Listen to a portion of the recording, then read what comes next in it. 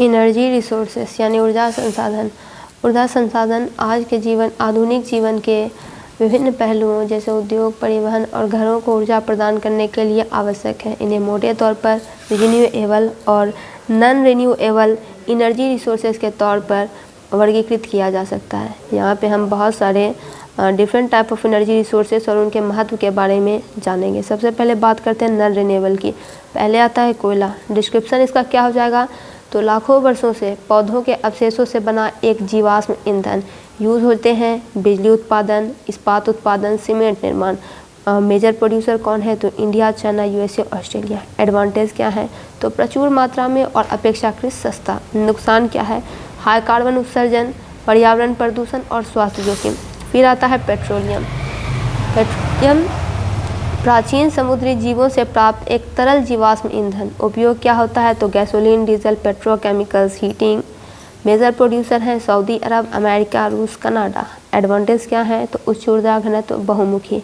नुकसान क्या है, तो कार्बन इमिशन, तेल रिसाव, भू राजनीतिक संघर्ष। प्राकृतिक गैस की अगर बात करें तो मुख्य रूप से मीथेन से बना एक गैसीय जीवाश्म ईंधन। यूज़ क्या होते हैं, तो इलेक्ट्रिसिटी जनरेशन, हीटिंग, औद्योगिक प्रक्रियाएं। मेजर प्रोड्यूसर यूएसए, रूस, ईरान, कतर।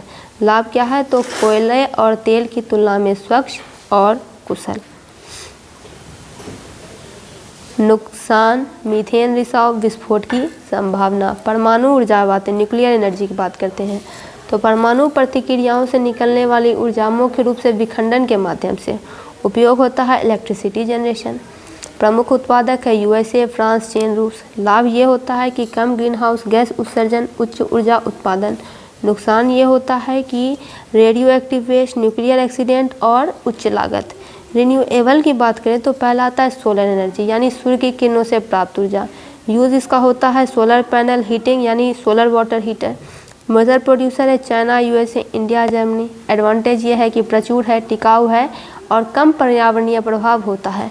नुकसान ये है कि रुक रुक कर स्थापना के लिए बड़े क्षेत्रों की आवश्यकता होती है। फिर आता है विंड एनर्जी। टर्बाइनों का उपयोग करके पवन से उत्पन्न ऊर्जा।